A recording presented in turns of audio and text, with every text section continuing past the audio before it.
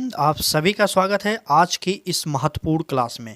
हम आपको railway group D के प्रीवियस ईयर के प्रश्नों को करा रहे थे। इससे पहले हमने इतिहास पढ़ लिया, साइंस पढ़ लिया। अब हम एक नया सब्जेक्ट स्टार्ट करने वाले हैं, वह है हमारा वर्ल्ड ज्योग्राफी। वर्ल्ड ज्योग्राफी का आज हम इम्पोर्टेंट प्रश्नों को देखेंगे और रेलवे के द्वारा विगत वर्षों में जितने भी प्रश्न विश्व भूगोल के अंतर्गत पूछे गए हैं उससे हम एक टॉपिक लेंगे और उनके सारे प्रश्नों को डिस्कशन करने वाले हैं।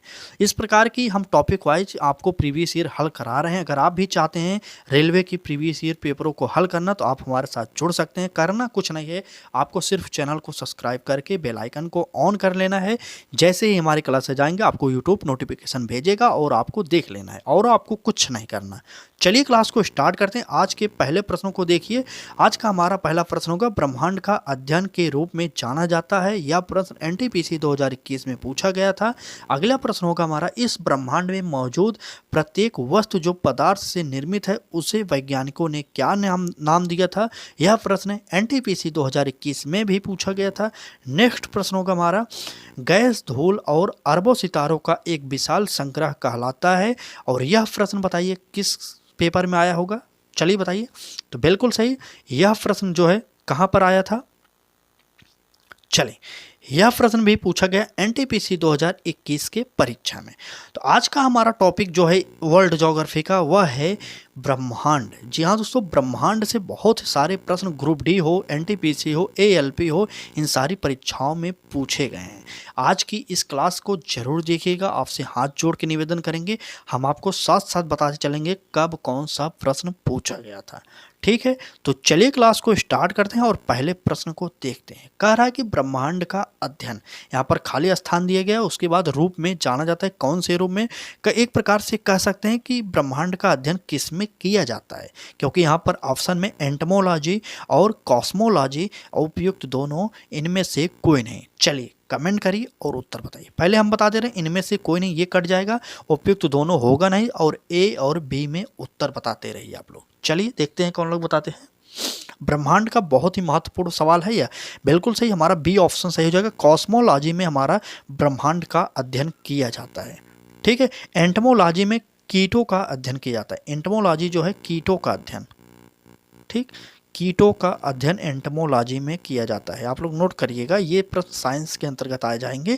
तो इस प्रश्न का उत्तर जो होगा बी ऑप्शन कॉस्मोलॉजी हो जाएगा। इससे पहले एक बात और याद करिएगा, अगर आपसे पूछे पेपर में कि बिग बैंग सिद्धांत, चलिए बताइए बिग, चलिए जल्दी जल्दी बताते रहिए। बिग बैंग सिद्धांत या बिग बैंग सिद्धांत जो है बताइए किससे संबंधित है। यह सिद्धांत जरूर बताइए किससे संबंधित है।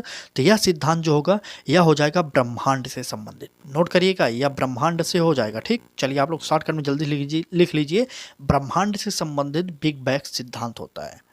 चले आगे बताइए। और एक प्रश्न और याद करिएगा, ब्रह्मांड के विस्तार की अवधारणा की खोज किसने की थी। आपसे पूछा जा सकता है ब्रह्मांड के विस्तार, आप चलिए ब्रह्मांड के विस्तार, नोट करिए, विस्तार के अवधारणा आप लोग लिख लीजिएगा जल्दी जल्दी, हम लिख रहे हैं। वो अवधारणा बताइए की खोज किसने की थी। तो वो थे कौन बताइए, एडमंड हबल। बिल्कुल सही, एडविन हबल। एडविन हबल जो थे ब्रह्मांड के विस्तार के अवधारणा सबसे पहले दिए थे। इस प्रश्न का उत्तर पहले प्रश्न का हमारा कॉस्मोलॉजी हो जाएगा। आगे बढ़ते हैं और अगला प्रश्न देखते हैं कौन सा होगा हमारा। और यह प्रश्न हम आपको बताएंगे किस सन में पूछा गया था। तो बिल्कुल सही, आरआरबी एनटीपीसी 2021 के पेपर में यह प्रश्न आया हुआ है भूगोल का। बात करते हैं इस प्रश्न की। कह रहा है ब्रह्मांड में मौजूद प्रत्येक वस्तु जो पदार्थ से निर्मित है उसे वैज्ञानिकों ने क्या नाम दिया है। कौन सा नाम? क्रिस्टल, ठोस, द्रव, द्रव्य। चलिए जल्दी कमेंट करिए और उत्तर बताइए। बिल्कुल सही, इस प्रश्न का जो उत्तर होगा द्रव्य हो जाएगा। हमारा डी ऑप्शन सही हो जाएगा। हमारी क्लासेस सुबह 10 बजे होती हैं। अगर आप भी चाहते हैं फ्री में तैयारी करना तो आप हमसे जुड़ सकते हैं। ठीक, चलिए बहुत बड़ी क्लासेज नहीं होती, हमने आपसे पहले भी बताया। उतने ही प्रश्न आपको डेली कराया जाएगा जो आप पढ़ सके आराम से। ठीक है, रोजाना 20 से 25 मिनट की क्लासेज हो रही हैं, देखते रहिए। जैसे ही हम आपको प्रीवियस ईयर हल करा देंगे उसके बाद हमारी क्लासेज 1 से 1.5 घंटे डेली होते रहेंगी। तब तक आप प्रीवियस ईयर इसलिए थोड़ा थोड़ा करा रहे हैं ताकि आपको प्रीवियस ईयर याद करना है, देखना नहीं, पढ़ना नहीं, सिर्फ याद करना है प्रीवियस ईयर, क्योंकि इससे प्रश्न रिपीट भी किए जाते हैं। अभी हम आपको आगे दिखाएंगे, बने रहिएगा। इस प्रश्न की बात करते हैं। यह प्रश्न पहले बता देते हैं कब पूछा गया था। तो यह प्रश्न आरआरबी एनटीपीसी 2021 में पूछा गया था। रेलवे के द्वारा एनटीपीसी हो गया, एएलपी हो गया, उसके बाद ग्रुप डी, ये सारी परीक्षाएं रेलवे के द्वारा कराई जाती हैं। इसलिए हम आपको बताना चाहते हैं, अगर आप रेलवे की किसी भी परीक्षा से संबंधित तैयारी कर रहे हैं तो यह क्लास सभी के लिए इम्पोर्टेंट होने वाली है।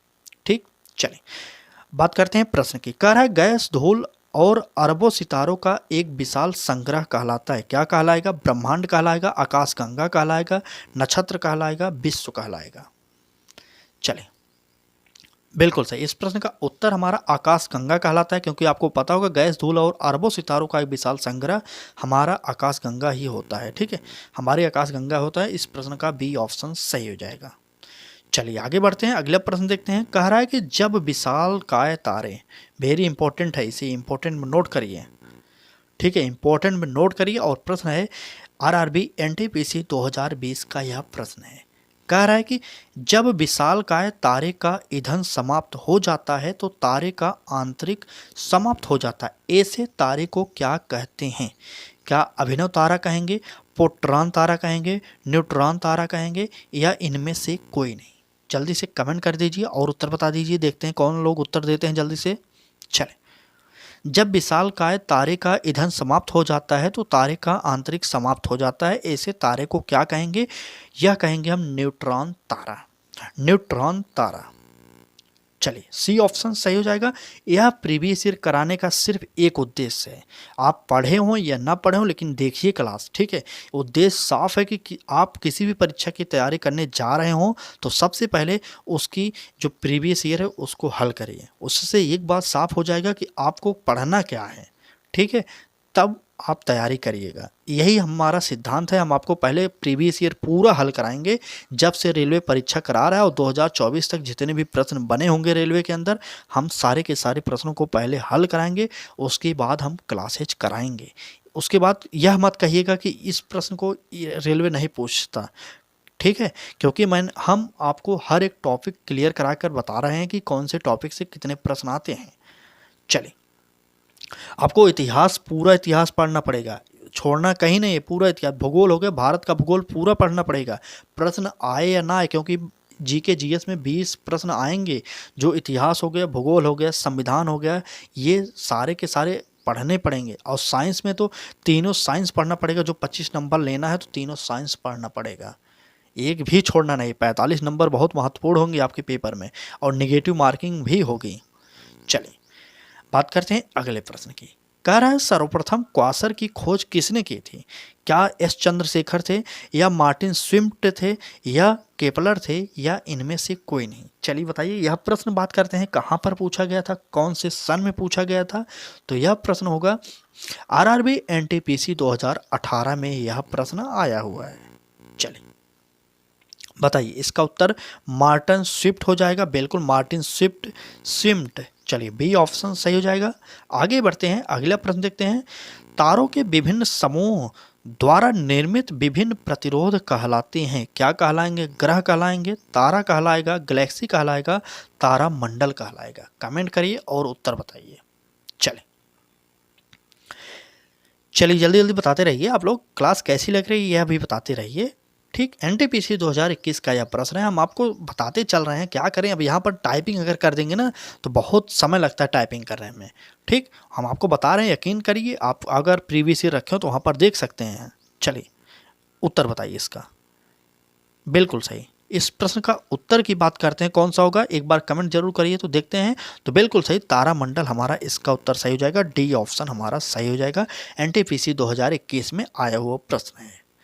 आगे बढ़ते हैं और अगले प्रश्न देखते हैं क्या होगा। अगला प्रश्न होगा हमारा, पृथ्वी से ध्रुव तारे की दूरी कितनी है? इंपॉर्टेंट है प्रश्न, बताइए। पृथ्वी से ध्रुव तारे की दूरी कितनी है? ए ऑप्शन 280 प्रकाश वर्ष, बी ऑप्शन 320 प्रकाश वर्ष, सी ऑप्शन 340 प्रकाश वर्ष और डी ऑप्शन 390 प्रकाश वर्ष। बताइए। चलिए जल्दी जल्दी कमेंट करते रहिए। जितनी जल्दी आप लोग कमेंट करके करेंगे बताएंगे उत्तर, उतनी जल्दी क्लास को समाप्त भी किया जाएगा। ठीक है, सिद्धांत इतना है कि आपको कम समय में डेली अधिक से अधिक क्वेश्चन प्रोवाइड करके जल्दी से प्रीवियस ईयर समाप्त किया जाए। चलिए इस प्रश्न के उत्तर की बात करते हैं तो हमारा 390 प्रकाश वर्ष हो जाएगा, डी ऑप्शन सही हो जाएगा और यह प्रश्न एनटीपीसी 2020 के पेपर में पूछा गया प्रश्न है। ठीक, चलिए डी ऑप्शन सही हो जाएगा। आगे बढ़ते हैं। अगला प्रश्न है, देखिए कह रहा है कि ध्रुव तारा किसके लिए सहायक माना जाता है? क्या ट्रक चालक को या रेलवे गार्ड को या नाविक को या पायलट को? ध्रुव तारा के एक ही स्पेशली एक दिशा में निकलता है। आप सभी को पता होना चाहिए कौन सा दिशा होता है जहां पर ध्रुव तारा निकलता है। कमेंट करिए, क्या उत्तर में निकलता है या दक्षिण में निकलता है? पूर्व पश्चिम नहीं निकलता ध्रुव तारा, उत्तर या दक्षिण में से एक जगह निकलता है। आप कमेंट करके बताइए, देखते हैं कितने लोग ध्रुव तारे के बारे में जानते हैं। ध्रुव तारा जब स्पेशली एक ही दिशा में निकलेगा तो वह सबसे ज़्यादा फायदेमंद होगा नाविक के लिए। तो इस प्रश्न का उत्तर हमारा सी ऑप्शन सही हो जाएगा। ठीक, चलें आगे। चलिए बताइएगा जरूर, उत्तर दिशा में निकलता है कि दक्षिण दिशा में निकलता है। अगला प्रश्न होगा हमारा, देखिए यह सौर मंडल का प्रश्न है। देखते हैं, सूर्य का लगभग 70% भाग निम्नलिखित में से किससे बना है? क्या हीलियम से बना है, कार्बन से बना है, ऑक्सीजन से बना है, हाइड्रोजन से बना है? और यह प्रश्न एनटीपीसी 2018 में आया हुआ है। बताइए, जल्दी से जल्दी बताते रहिए। चलिए बिल्कुल सही, सबसे ज़्यादा भाग जो होगा वह होगा हाइड्रोजन का। हाइड्रोजन का भाग लगभग 70% है हमारे सूर्य में। तो इस प्रश्न का उत्तर भी डी ऑप्शन सही हो जाएगा। आगे बढ़ते हैं और अगला प्रश्न देखते हैं। कह रहा है कि सूर्य की चमकती सतह कहलाती है? क्या कहलाएगी? स्थलमंडल, फोटोस्फीयर, वातावरण, इनमें से कोई नहीं। चलिए जल्दी बताइए, सूर्य की चमकती सतह क्या कहलाती है? आपको कमेंट करके बताना होगा। यह प्रश्न एनटीपीसी 2021 में पूछा गया, एसएससी सीजीएल 2018 में पूछा गया। तो यह प्रश्न बहुत ही इंपॉर्टेंट है। बिल्कुल, फोटोस्फीयर कहलाता है। जो सूर्य की चमकती सतह होती है उसे फोटोस्फीयर कहते हैं। तो बी ऑप्शन सही हो जाएगा। अगर क्लास अच्छी लग रही हो तो एक बार हाथ जोड़ के निवेदन करेंगे, अपने मित्रों तक शेयर कर दीजिए और चैनल को सब्सक्राइब नहीं किए तो कर लीजिए। बाकी लाइक कर दीजिए, एक बार लाइक करने से क्लास अधिक से अधिक लोगों तक ऑटोमेटिक पहुँच जाती है। ठीक, चलिए आगे बढ़ते हैं। अगला प्रश्न होगा हमारा, सूर्य पृथ्वी की सतह पर, यहाँ पर खाली स्थान दिया गया, मिनट के कोण पर सामने होता है? 22 मिनट के या 32 या 42 या 12? और यह प्रश्न बात करें कहाँ पर पूछा गया? ग्रुप डी 2018 में पूछा गया था। हम आपको सन बताते चल रहे हैं, नोट करते रहिएगा। अगर आपके पास प्रीवियस ईयर हो तो देख लीजिएगा। ठीक है, बताइए उत्तर बताइए।